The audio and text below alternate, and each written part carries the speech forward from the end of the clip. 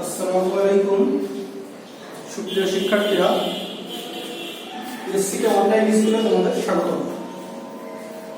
সুপ্রিয় শিক্ষার্থীরা, তোমরা যারা এই মুহূর্তে আমাদের চ্যানেলটিতে ক্লাসটি দেখছো, তারা অবশ্যই আমাদের চ্যানেলটি সাবস্ক্রাইব করবে। আর যারা ইতিমধ্যে আমাদের চ্যানেলটি সাবস্ক্রাইব করেছো, তাদেরকে অসংখ্য ধন্যবাদ।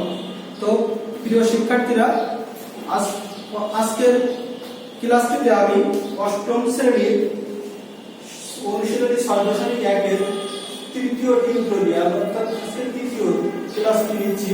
অষ্টম শ্রেণীর অনুশীলনী 6.1-এর উপর আমি আজকে তোমাদের আলোচনা করবো। আজকের আলোচনার বিষয়টা হচ্ছে অপনয়ন পদ্ধতি। অর্থাৎ আমরা জানি, দেখো ইতিমধ্যে আমি বেসিক ক্লাস এবং পূর্বের ক্লাসে তোমাদের শিখিয়েছিলাম, প্রতিস্থাপন বেসিক ক্লাসে বলেছিলাম যে অধ্যায়ে দুই ধরনের অঙ্ক রয়েছে, দুই ধরনের নিয়মের কাজ আমাদের করতে হবে। তার একটা হচ্ছে প্রতিস্থাপন পদ্ধতির কাজ, আর একটা অপনয়ন পদ্ধতির কাজ। তো প্রতিস্থাপনের কাজ ইতিমধ্যে আমরা শিখেছি প্রথম টিউটোরিয়ালে বেসিকের সাথে, আমরা দ্বিতীয় টিউটোরিয়ালে প্রতিস্থাপনের কাজগুলো সুন্দরভাবে শিখেছিলাম। আজকে তৃতীয় টিউটোরিয়ালে আমরা অপনয়ন পদ্ধতি নিয়ে বিস্তারিত আলোচনা করব। তো প্রিয় শিক্ষার্থীরা, ইনশাআল্লাহ আজকের ক্লাসটি করার পর অপনয়ন পদ্ধতি নিয়ে তোমাদের আর কোনো সমস্যা থাকবে না। তো প্রিয় শিক্ষার্থীরা, তোমরা অবশ্যই অত্যন্ত মনোযোগের সহিত ক্লাসটি করবে এবং সাথে সাথে নোট করবে। নোট করলে কি হয় যে তোমার একই সাথে লেখা, শোনা এবং ওই কাজটাতে তুমি মনোযোগ দিচ্ছ, এটাও পরিলক্ষিত হয়। এবং মনোযোগ দিয়ে যদি তুমি একবার লিখতে পারো, লেখা হয়ে গেলে কি হয়, একটা চর্চা হয়ে যায়। চর্চার কারণে পরবর্তীতে ওই কাজটা সহজ হয়ে যায়। এই জন্য আমরা সবসময় একটা কথা বলে থাকি যে তুমি যেটুকুই পড়ো সেটুকু লেখার চেষ্টা করো। তো এক্ষেত্রে গণিতে যেহেতু পড়াশোনার পাশাপাশি লেখার বাইরে কোনো কাজ নেই, লেখাই হচ্ছে মেন বিষয়। গণিতে অবশ্যই তোমাকে লিখে কাজ করতে হবে। মুখে পড়ার মতো কাজ গণিত নয়, অঙ্ক না। হ্যাঁ, জ্যামিতিতে টুকটাক পড়া যায়, কিন্তু মেইনলি বুঝে লিখতে হয়, লেখাটা হচ্ছে মেইন কাজ। তো দেখো, আমরা অপনয়ন পদ্ধতির আমি এখানে তোমাদের ছোট করে 4টা নিয়ম দিয়েছি। তোমাদের বইটাতে একটু লম্বা করে বড় করে 3টা পদ্ধতি করা আছে। আমি সেই 3টাকে ভেঙে একটু 4টা করেছি এবং আমি সহজভাবে দেখো তোমাদের এই পদ্ধতিগুলো একটু মানে এই যে কিভাবে অপনয়নটা করতে হয় তার ধারাবাহিকতা একটু বলি তোমাদের। দেখো, আমরা যে সমীকরণ, আমাদের ধরো একটা সমীকরণ আমি এখানে লিখছি। প্রথমে একটা সমীকরণ নিয়ে নিই। আমি যে অঙ্কটা তোমাদের প্রথমে করাবো সেইখান থেকে আমি তোমাদের এই নিয়মগুলো আগে বোঝাবো, তারপর আমি কাজ করব। তো দেখো, এক্ষেত্রে আমি অঙ্কটা একটু দেখো লিখতেছি। তোমাদের মূল বইয়ের 17 দাগের অঙ্কটা আমি নিয়েছি। 4x - 3y = -1 এই অঙ্কটি আছে। আর এর আরেকটি সমীকরণ হচ্ছে 3x - 2y = 0। দেখো, এই যে একটা সমীকরণ আর এই একটা, আমরা দেখলেই বুঝতে পারি যে দুইটা সমীকরণ। কেননা সমীকরণ হতে গেলে কি লাগে, প্রক্রিয়া প্রতীক লাগে, সমান চিহ্ন সম্পর্কিত রাশি লাগে, আর তাদের চলক থাকা লাগে, অর্থাৎ অজানা রাশি। দেখো, আমাদের প্রক্রিয়া প্রতীক রয়েছে, সমান চিহ্ন রয়েছে, প্রক্রিয়া প্রতীক আছে, এখানে চলক রয়েছে 2টা, অর্থাৎ চলক একটা থাকলে হবে, 2টা থাকলে বা আরো একাধিক চলক থাকলে হবে, আরো তখন বিষয় ঠিক না। তাহলে সমীকরণের যে শর্তগুলো ছিল সেগুলো পূরণ করে যেটা, এটা একটা সমীকরণ, এটাও একটা সমীকরণ। এখন এই সমীকরণের ঘাত এক চলক বিশিষ্ট, এক চলক না দুই চলক বিশিষ্ট সমীকরণ, এর ঘাত 1, এরও ঘাত 1, অর্থাৎ সমীকরণের চলকের সর্বোচ্চ ঘাত হচ্ছে 1। সুতরাং এটা এক ঘাত বিশিষ্ট সমীকরণ। আর এক ঘাত বিশিষ্ট সমীকরণ হচ্ছে সরল সমীকরণ। আর আমরা শিখতেছি সরল সহ সমীকরণ। সহ সমীকরণ বলতে একাধিক সমীকরণ বা ততোধিক হতে পারে। একই জাতীয় একাধিক বা ততোধিক সমীকরণই হচ্ছে পরস্পরের সহ সমীকরণ। তো দেখো, তাহলে এই যে দুটো সমীকরণ, এই দুটোর আমি অপনয়ন পদ্ধতিতে কাজ করব কিভাবে এবার তোমাদের বলি। দেখো, আমি এখানে লিখেছি যে কোনো একটি চলকের সহগ সমান, যে কোনো একটি চলকের, সেটা x চলকের হতে পারে আবার y চলকের হতে পারে। এই দুটো চলক আছে আমাদের এই অঙ্কে। তো আমরা যে কোনো একটি চলকের সহগ সমান করে নেব। সহগ বলতে কি, দেখো x এর সহগ এখানে রয়েছে 4, এখানে রয়েছে 3, সমান নাই, একে আমাদের সমান করে নিতে হবে। আবার এখানে y এর চলক আছে -3, ওই সহগ আছে -3। যে চলকের সাথে যা কিছুই থাকে তাই সহগ, এটা শিখিয়েছিলাম। চলকের সাথে যা কিছু থাকবে, চলক ব্যতীত বাকি যা কিছু আছে ওই পদের মধ্যে সবই সহগ। তো এই y এর সহগ হচ্ছে কি -3, y এর সহগ -3। ঠিক একইভাবে এই y এর সহগ হচ্ছে -2, কোনটাই সমান নাই। তো প্রথমে কি করতে হবে, এদেরকে সমান করতে হবে, অর্থাৎ এমন কিছু দ্বারা গুণ করতে হবে, উপরেরটাকেও গুণ করব নিচেরটাকেও গুণ করব। এখন যখন গুণ করব শুধুই যে একে গুণ করব এমনটা না, পুরো রাশিটাকেই গুণ করব, পুরো রাশিটাকে। যেমন এইটাকে আমি একটু সমান করি, তো আমি ওই নিয়মটা কিভাবে কি করব, একটা একটা করে ধাপ আমি এখানে বলবো আর এখানেও সেই কাজটা করে দিচ্ছি। দেখো তাহলে আমি প্রথমে সহগটা সমান করি। সহগটা কি সমান করছি, কোনটার সহগ, আমি যে কোনো একটা হয় x এর সহগ সমান করতে পারি, না হলে y এর সহগ।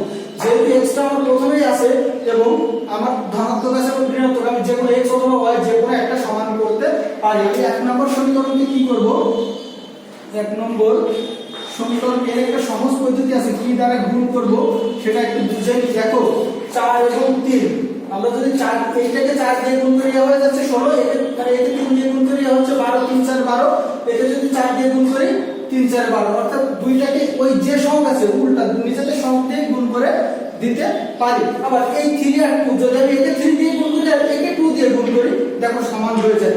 অর্থাৎ আমরা খুব সহজভাবে কি করব, যেটা করলে এই যে কোন দুইটা আমরা একে বলতে একে গুণ করবে এটা দিয়ে আর এইটাকে গুণ করব এটা দিয়ে, বাস দুটোকে দুটো দিয়ে। তাহলে এক নম্বর সমীকরণকে কি দিয়ে গুণ করবে, এইটা হচ্ছে এক নম্বর সমীকরণ, একে গুণ করব 3 দ্বারা। এক নম্বর সমীকরণকে 3 দ্বারা এবং 2 নম্বর সমীকরণকে কি করতেছি কত দ্বারা, 2 নম্বর সমীকরণকে কত দ্বারা গুণ করব, একে 3 দ্বারা, একে 4 দ্বারা গুণ, এইটাকে 3 দ্বারা করেছি তাহলে একে করব 4 দ্বারা, 4 দ্বারা গুণ করে পাই। এখন এক নাম্বারকে যদি আমি দেখো গুণ করি কত হচ্ছে, 3 দ্বারা গুণ করতেছি একে, তাহলে এর 3 দ্বারা গুণ করলে 3 4 12x, মাইনাসের জায়গায় মাইনাস বসলো, অবশ্যই পুরো রাশিকে গুণ করব, তাহলে একে 3 দ্বারা গুণ করলে 3 3 কে 9 9 হয়। তোমরা তো ভালোভাবেই তোমাদের 6 7 এ আমি শিখে এসেছি যে সংখ্যার সাথে সংখ্যা, প্রতীকের সাথে প্রতীক, চলকের সাথে চলকের গুণ হয়। তো এখানে সহগের সাথে সহগ মানে সংখ্যার সাথে সংখ্যার গুণ হচ্ছে, 3 দিয়ে গুণ করতেছি, এর 3 দিয়ে 4 12, এর 3 3 কে 9, এই সমান চিহ্নই বসলো, মাইনাস 2 3 এ বসে গেল, 3 কে 3, যেহেতু প্লাস দিয়ে গুণ করেছি তাই চিহ্নের কোনো পরিবর্তন হয়নি, প্লাস 3 দিয়ে গুণ করেছি মাইনাস কোনো মান দিয়ে গুণ করতাম চিহ্ন পরিবর্তন হতো, কিন্তু আমরা এখানে সেটা করব না, আমরা অলওয়েজ প্লাস চিহ্ন দিয়ে প্লাস মান দিয়ে অর্থাৎ ধনাত্মক মান দিয়ে গুণ করে কাজ করে যাব। তো দেখো তাহলে দ্বিতীয় সমীকরণকে কি বলেছি, কত দ্বারা গুণ, 4 দ্বারা গুণ করব। দ্বিতীয় সমীকরণকে 4 দ্বারা গুণ করলে 3 4 এ 12x, এই মাঝের চিহ্ন 4 2 8y সমান সমান, এখানে 0 কে 0 যা দিয়ে গুণ করে 0, 0 কে কোন সংখ্যাকে গুণ করলে 0 হয়, আবার কোন সংখ্যাকে 0 দিয়ে গুণ করলেও 0, মানে ওই যে গুণ আর গুণক পার্থক্য নাই, এই আগে ঘরে করলে কোনো সমস্যা নাই। কিন্তু যদি এমনটা হয় x * 0 সমান সমান 0, আবার 0/x, 0 কে x দ্বারা ভাগ করলে 0, অর্থাৎ 0 কে যা দিয়ে ভাগ করলে 0 হয়, যে কোনো y দিয়ে ভাগ করলে 0 যাইবে। কিন্তু যদি এমনটা হয় 0টা নিচে, অর্থাৎ তখন কিন্তু এটা অসংজ্ঞায়িত, এর কোনো মান আসে না, নির্ণয় করা সম্ভব নয়, অনির্ণেয়, অর্থাৎ 0 দ্বারা কাউকে ভাগ করা যায় না, 0 দ্বারা ভাগ করলে তার কোনো মান আসে না, অনির্ণেয়। তোমরা ক্যালকুলেটরে এটা প্রেস করে দেখতে পারবে, কোনো आंसर আসবে না, উন্নত ক্যালকুলেটর করে তো দেখবা যে এরর আসে, ম্যাথ এরর, অর্থাৎ গণিত ওটা সম্ভব না। দেখো তাহলে এবার আমরা এখানে একটা দাগ দিলাম, এখন আমি কি করব সেটা এর পরবর্তী ধাপটা এখানে দেখো কি বলেছি, মানে এইখানে যে একটা চলকের সহগ সমান করেছি ওই চলকটাকে এখানে বলেছি ভ্যানিশ করার কথা। এখন ভ্যানিশ মানে কি, উধাও করে দেয়া, অর্থাৎ ওকে ল্যান্ড মেরে সরিয়ে দেবো। ল্যান্ড মেরে বোঝো, আমরা অনেক সময় কি করি, ও ভাই বন্ধুরা খেলাধুলা করতে গেলে অনেক সময় কি করি, একটু রাগান্বিত হয়ে দু একজনকে মেরে দিই, মানে ওই যে ধাক্কা দিয়ে ফেলে দাও, এখানে ল্যান্ড করেছি কিন্তু ধাক্কা দিয়ে অনেক সময় কি করি, আরেকটা করে একজন দাঁড়িয়ে আছে তাকে ধাক্কা মেরে সরিয়ে দিই, অর্থাৎ ওকে ওই স্থান থেকে দূরে সরিয়ে দেওয়া, অর্থাৎ এখানে একে আমরা ভ্যানিশ করে দেবো, অর্থাৎ ওকে উধাও করে দেবো এখান থেকে। তাহলে কিভাবে দেবো, সেটা যোগ করে দেবো না বিয়োগ করে, যোগ হতে পারে অথবা বিয়োগ হতে পারে। দেখো যদি বিপরীত চিহ্ন বিশিষ্ট হতো তাহলে যোগ করে কাজ হলো, কিন্তু এরা কি বিপরীত চিহ্ন বিশিষ্ট আছে না, তাহলে কি করতে হবে, বিয়োগ করতে হবে। বিয়োগ করলে কি হয়, চিহ্নের পরিবর্তন হয়, তাহলে এই চিহ্নের পরিবর্তন হলে এই চিহ্ন হয়ে গেল প্লাস, এইখানে কোনো চিহ্ন নাই, হয়ে গেল প্লাস ছিল মাইনাস, তাহলে এই চিহ্ন পরিবর্তন করলাম, তাহলে কি করতেছি আমরা, বিয়োগ করতেছি। আমরা যোগ করেও করতে পারি বিয়োগ করেও করতে পারি, সেটা যদি এখানে 12x না থেকে -12x থাকতো তখন আমাদের বিয়োগ করা লাগতো না, কিন্তু যেহেতু -12x না আছে 12x, দুইটা একই চিহ্ন বিশিষ্ট, উভয়টা যদি একই চিহ্ন বিশিষ্ট হয় সেক্ষেত্রে আমরা বিয়োগ করব। আর উভয়টা যদি বিপরীত চিহ্ন বিশিষ্ট হয়, মানে দুইটা যদি বিপরীত চিহ্ন বিশিষ্ট হয় তখন আমরা সরাসরি যোগ। তো এই ক্ষেত্রে তাহলে x x এটা ক্যান্সেল হয়ে যাচ্ছে, এটা যোগ হয়ে গেছে, এটা -9 হয়, তাহলে মাইনাস মানে ঋণ ছিল 9টা, আমার আছে কয়টা? 8টা। এই মাইনাসটা আমি বলে থাকি ঋণ করা বলে থাকি। এখন আমার ঋণ ছিল কয়টা? আমার 9টা y ছিল, তার আগে ঋণ ছিল, মানে আমি ঋণী ছিলাম, কারো কাছে আমি ঋণী ছিলাম, কেউ আমার কাছে পেত।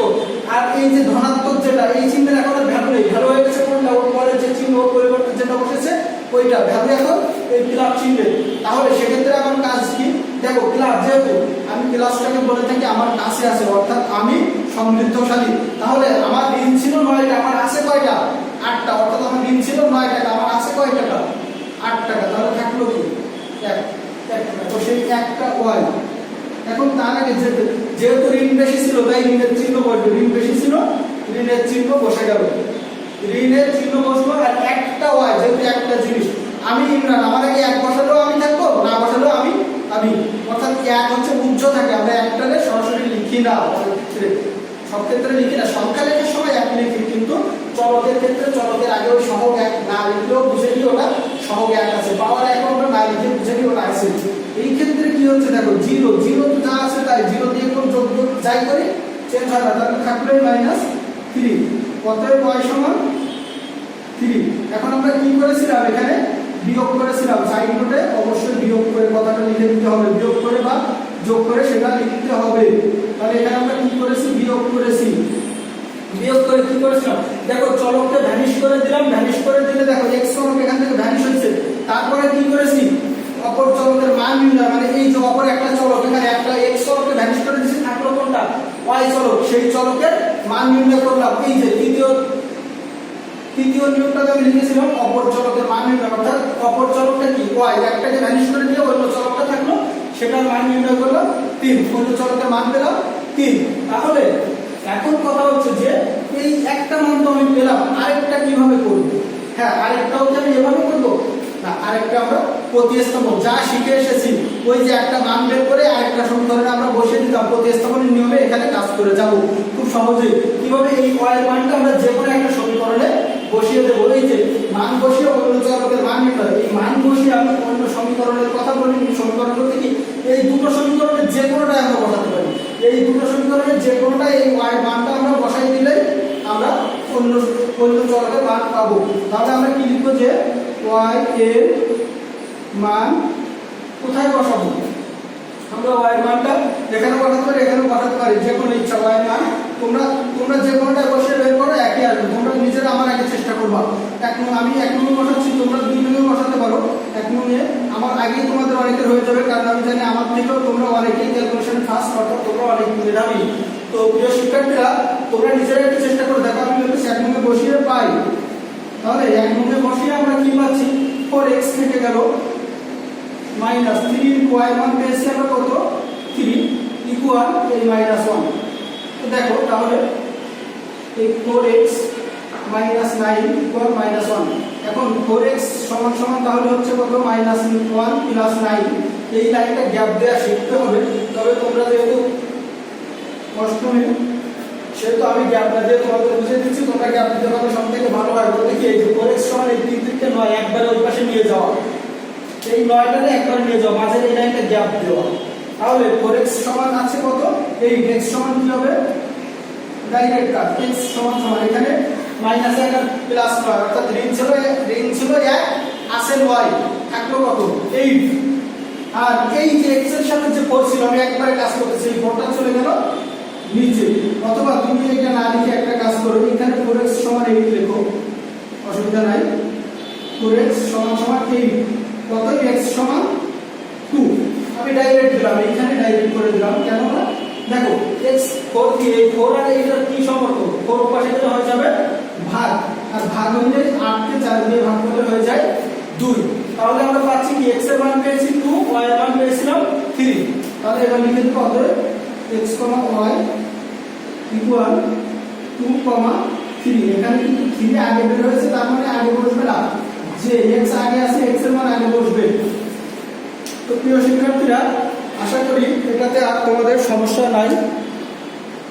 ও হ্যাঁ, দেখা যাচ্ছে ক্লিয়ার। প্রিয় শিক্ষার্থীরা, এবার আমি এই একই নিয়মের আরো একটি অঙ্ক তোমাদের এখন করাবো। একটু মানে বলা যায় যে অক্ষর সম্বলিত। এতক্ষণে আমি সংখ্যা সহগ ছিল, সংখ্যা সহগ। আর এবার যে অঙ্কটা করাবো সেটা সহগ হচ্ছে অক্ষর। অক্ষর বলবো না, এটাকে বলা হয় বর্ণ, ক্যাপিটাল লেটার বা স্মল লেটার। এখন আমরা তো মূলত স্মল লেটারই ব্যবহার করি গণিতে, তো স্মল লেটারের কি সহগ আছে। তো এবার আমি যে অঙ্কটি নিচ্ছি তোমাদের জন্য সেটা হচ্ছে 26 দাগের অঙ্কটি। না, 26 দাগ না, আমি 20 দাগের অঙ্কটি করাচ্ছি তোমাদের। 20 দাগের অঙ্কটি আমরা একই পদ্ধতি অনুসরণ করব, দ্রুত ইনশাআল্লাহ আমাদের কাজ হয়ে যাবে। নিউটাকে আছে x plus ky equal b, এটা হচ্ছে এক নম্বর সমীকরণ।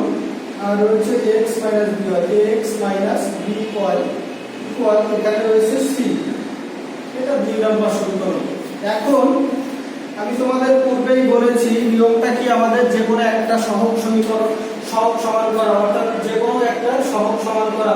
এখন x এর সহগ আর y এর সহগ যে কোনো একটাকে আমরা সমান করতে পারি। এখানে y এর সহগ আছে a, এখানে আছে b। আমরা যদি একে b দিয়ে গুণ করি হয়ে যাবে ab হয়, একে a দিয়ে গুণ করলে ab হয়।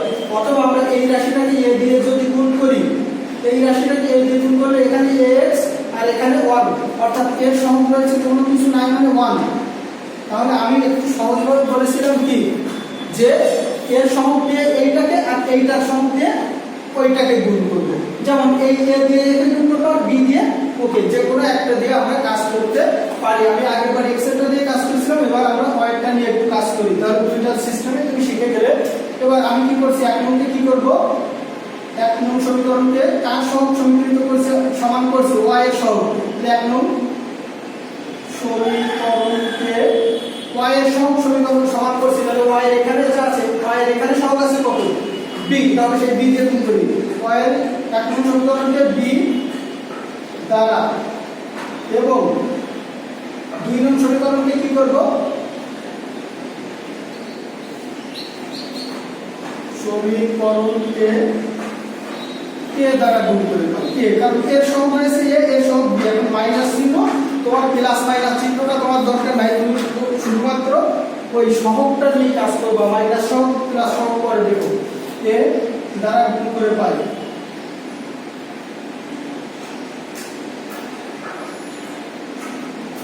a দ্বারা গুণ করে কি পাচ্ছি, a দ্বারা একে গুণ করছি কি, এক নম্বরে b দ্বারা, তাহলে পাচ্ছি bx plus ab y equal, এখানে b দিয়ে গুণ করলে b স্কয়ার।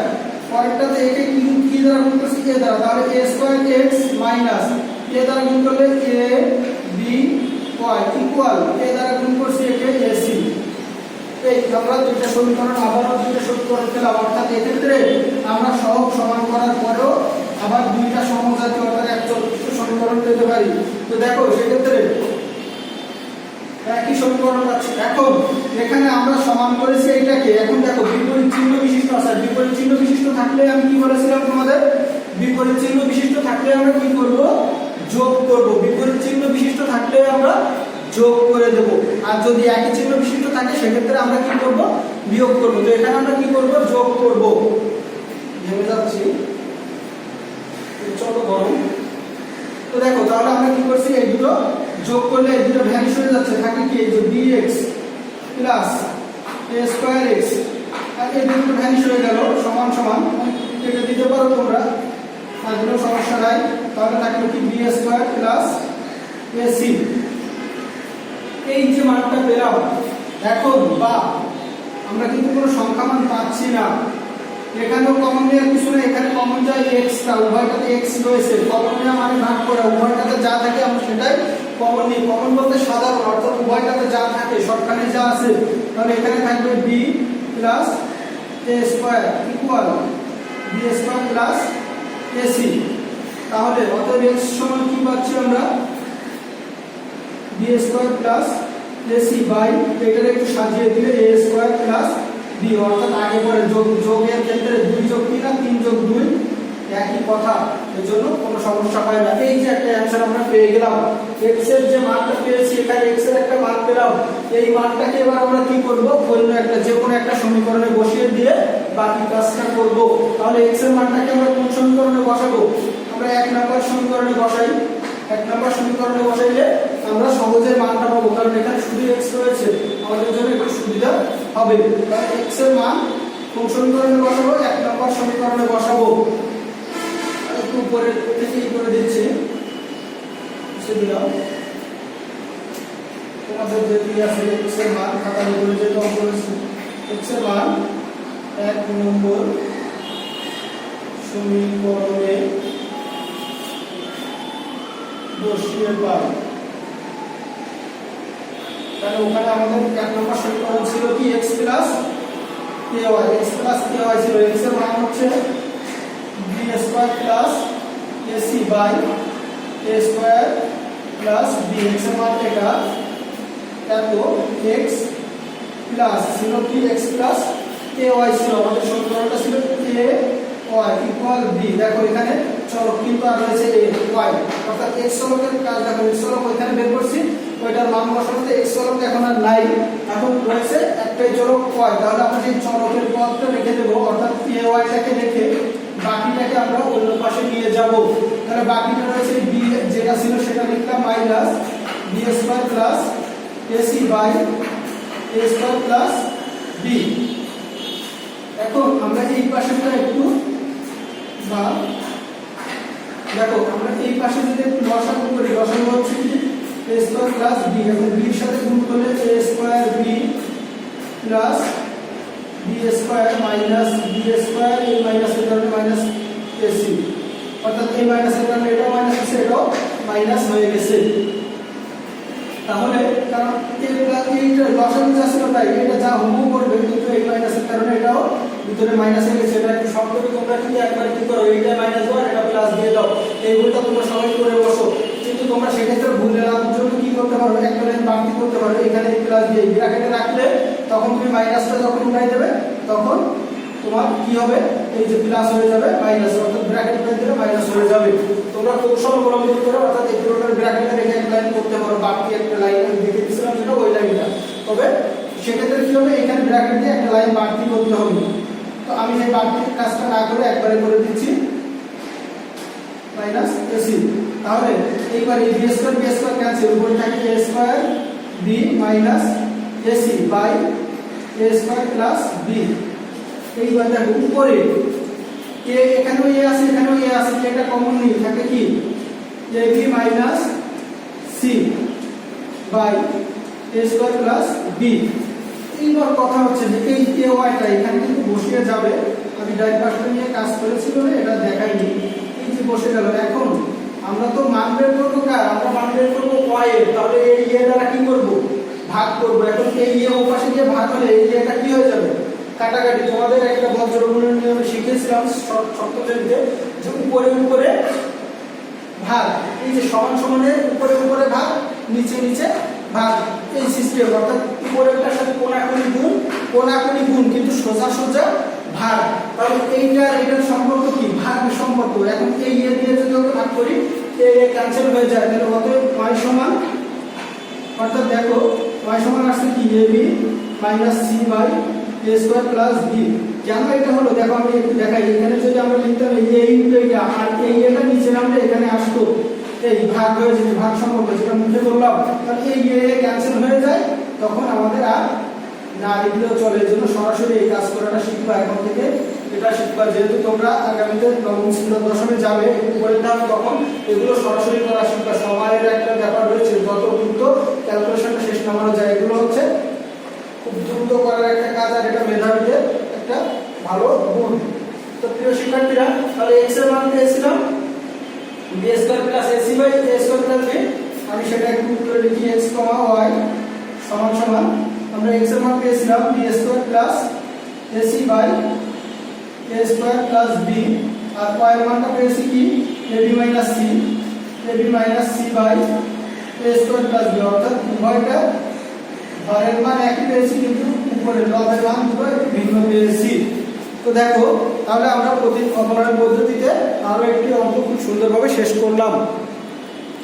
তো প্রিয় শিক্ষার্থীরা, আমি আর একটি অঙ্ক বা দুটি অঙ্কের একটু বেসিকটা তোমাদের মূল্যে ধরাই দেবো, দিয়ে বাকি কাজটা তোমরাই বাসায় করবে। অর্থাৎ আমি শুধু কিভাবে সমান করতে হয় বা করবা কিভাবে আমি সেটা একটু দেখিয়ে দেব। বাকি কাজটা তোমরা বাকি ক্যালকুলেশনের নিয়ম অনুসারে করে যাবে। দেখো আমি 24 দাগের অঙ্কটা একটু দেখে দিচ্ছি। a/x plus b/y equal a/2 plus b/3, এই একটা সমীকরণ রয়েছে। আর একটা রয়েছে a/x minus b/y equal a/2 minus b/3, এটা এক নম্বর সমীকরণ। এটা 2 নম্বর সমীকরণ। প্রমাণ দিতে পারো, সরাসরি সম্পর্কে অসুবিধা নাই, সমীকরণ চিহ্নিত। এখন দেখো এখানে চলকটা কিন্তু হর আকারে আছে, আগে চলকগুলো ছিল লবে, অর্থাৎ উপরে সরাসরি সরল ছিল, একেবারে এখানে ভগ্নাংশ আকারে রয়েছে। তো এই ক্ষেত্রেও আমরা প্যাটার্ন দেখলে বুঝতে পারছি a/x b/y b/y a/2 a/2 b/3 b/3, শুধুমাত্র মাঝের চিহ্নগুলো একটু ভিন্ন, মাঝের চিহ্নগুলো ভিন্ন, বাকি সবই একই আছে। তাহলে আমরা তো এটাকে কি করতে পারি, আমাদের অপারেন্ট সিস্টেমে কি যোগ বা বিয়োগ করে যে কোনো একটাকে ভ্যানিশ করা। এখন আমরা যদি যোগ বা বিয়োগ করি এদের যে কোনো একটা ভ্যানিশ হবে সহজেই, কেননা একই রয়েছে। এখানে তো আর আমাদের একই করার প্রয়োজন নাই, একই ধরনের করার কোনো প্রয়োজন আমাদের এখানে নাই। সেহেতু আমরা যে কোনোটা কি করতে পারি, যোগ করে দিই, সরাসরি এখানে যোগ করে দিলাম। যোগ করলে এইটা বিপরীত চিহ্ন বিশিষ্ট নাকি বিয়োগ করব, এই যে b/y আর b/y বিপরীত চিহ্ন বিশিষ্ট, এইটা আর এটা ক্যান্সেল হয়ে যাচ্ছে, থাকে a/x আর a/x। কয়টা হলো তাহলে? দুইটা a/x 2a/x। এখন এর লেখা যায় কি 2 এর সাথে কি সম্পর্ক, দুইটা a/x, 2 নিচে মনে মনে 1, তাহলে 2a/x থাকে কি 2a/x। এখানে কি থাকবে তাহলে 2a/x থাকছে। তো 2a/x ইকুয়াল এখানে a/2, এইটা এই যে প্লাস মাইনাস এটা ক্যান্সেল হয়ে যাচ্ছে, থাকে কি 2a/2। খুব সহজেই দেখো আমরা কি করেছি, যোগ করেছি, তাই এখানে লিখে দেব যোগ করে। আমাদের দেখো এখানে কিন্তু গুণ করে, আগের অঙ্কগুলোর মতো গুণ করে সমান করার প্রয়োজন হয়নি। তোমাদের প্যাটার্ন দেখে মনে হতে পারে এটা কঠিন অঙ্ক, অনেক বড় অঙ্ক, এই যে ভগ্নাংশ কিভাবে কি করব, সমস্যা এই তো দেখতেছি নতুন, আগে যা করছি তার সাথে মেলে না।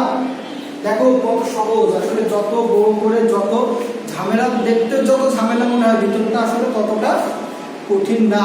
ওই যে যত গর্জে তত বর্ষে না, বার্কিং ডগস সেলডম বাইটস, মানে কি যে কুকুর গর্জন করে সে কামড়ায় না। এখানে হচ্ছে কি যে এই অঙ্কটা দেখে এত বড় অঙ্ক, এত ঝামেলা মনে হতে পারে, কিন্তু কাজের বেলায় আমরা দেখতে পাচ্ছি কি খুবই সহজ, কঠিন বলে কিছুই নাই এর মধ্যে। এখন আমরা কি করব, এইবার এই নিচে এইখানে আমরা আর গুণন বা উপরে ভাগ করে দিতে পারি, দরকার নেই 2 ভাগ করে দিলে 1/x ইকুয়াল 1/2। তোমরা এটাও করতে পারো, অনেকেই এটা করতে পারবা, যেহেতু আমি বলেছি উপরে ভাগ নিচে ভাগ। তবে অধিকাংশই যেটা করো আর কি ওইটা করলে ভালো হতো, না করতে পারলে এভাবে করবে আর গুণন। এখন চলক আছে যেটা, চলকটা আগে গুণ করে আমরা, তাহলে হয়ে যাবে 2a/x ইকুয়াল 2a আর 3 এর গুণ করলে 4a। এইবার x equal 4a/2, x equal 4a/2, এই ক্যান্সেল করতে 2, তাহলে x ইকুয়াল আমরা পেলাম কি 2। আর x এর মানটা এবার যে কোনো একটা সমীকরণে বসাবো। x এর মান এখানে 2 বসালে a/2 ক্যান্সেল হয়ে যাচ্ছে, b/y সমান b/3 থাকবে। x এর মান 1 নম্বরে বসাবো আমি, তাহলে কি করব আমি এখন x এর মানটা 1 নং সমীকরণে বসিয়ে দেব। তাহলে আমি এখানে একটু মুছে দিলাম, একটু সহজ করে নিচ্ছি।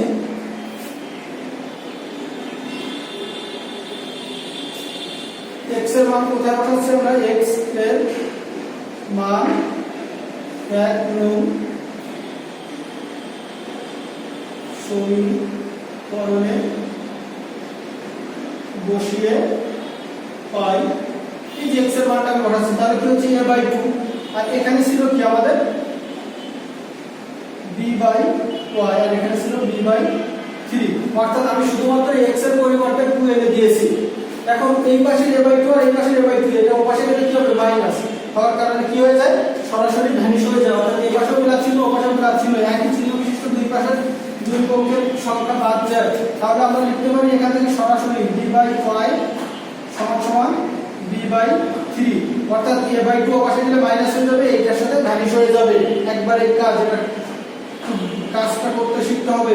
এটারে লেখা যায় এই b ভাগ করে দিলে 1/y সমান 1/3। আমি ওইটাতে বিস্তারিত করেছিলাম আর গুণন করে, এটাতে আর গুণন করে করলাম না, কারণ একটু বোঝানোর জন্য যে আমরা এভাবেও কাজটা করলে আমাদের সুবিধা। অর্থাৎ উপরে একই রয়েছে তাই বাদ দিয়ে দিয়েছি, 1 থাকলো।